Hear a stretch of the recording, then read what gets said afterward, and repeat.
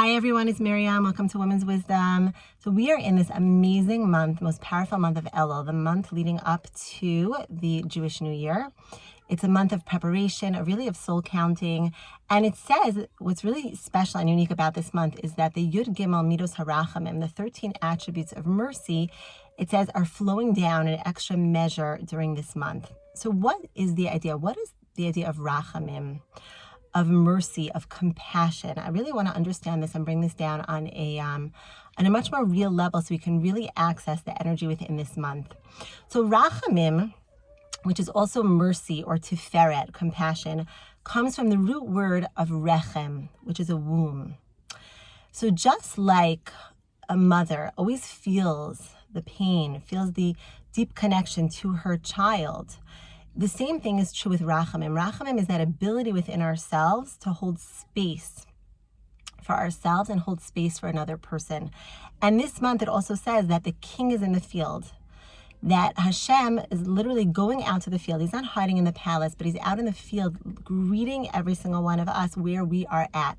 So what is that idea of mercy? What is the idea of Rachamim? Is really meeting people where they're at, really holding space for another person where they're at. Now, why is it challenging or difficult to often hold space for another person where they're at? Is because it really requires us to really be able to hold space for ourselves, hold space for our full emotions. That often, if a person is really triggered by another person and not able to hold space for another person, not able to have compassion for another person, it's because that person is bringing up something inside of us that is really making it difficult to hold space for them, that their trauma and our trauma are really clashing. And in order to really hold space for another person, we really have to go deep inside and really notice when we're having a difficult time really being there for another person and hold space for another person, really go into ourselves and say, where within me am I not healed? Where within myself is there some brokenness, some fragmentation that really needs to be worked through? Because once we do that, then again, we're able to really be there to hold that space for the other person, to really have true rachamim, true compassion for another person. And we're not going to be triggered because their trauma really is coming and meeting our trauma.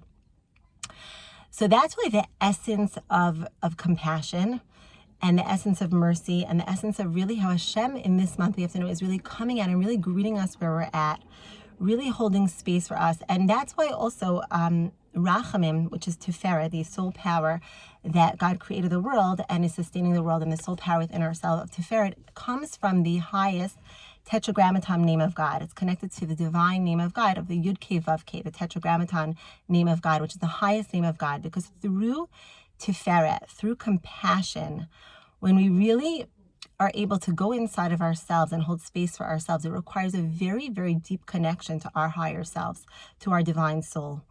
And when we do that for another person, and we heal that space within ourselves, and we're able to really look at another person and see them for their divine soul, see them through the core of who they are, and really hold space for them, for their full self, for all of that, that is really draws coming down from our higher selves and really drawing down that rachamim, that compassion from the highest source, from Hashem's infinite love and Hashem's infinite light. Wishing you a beautiful, beautiful day.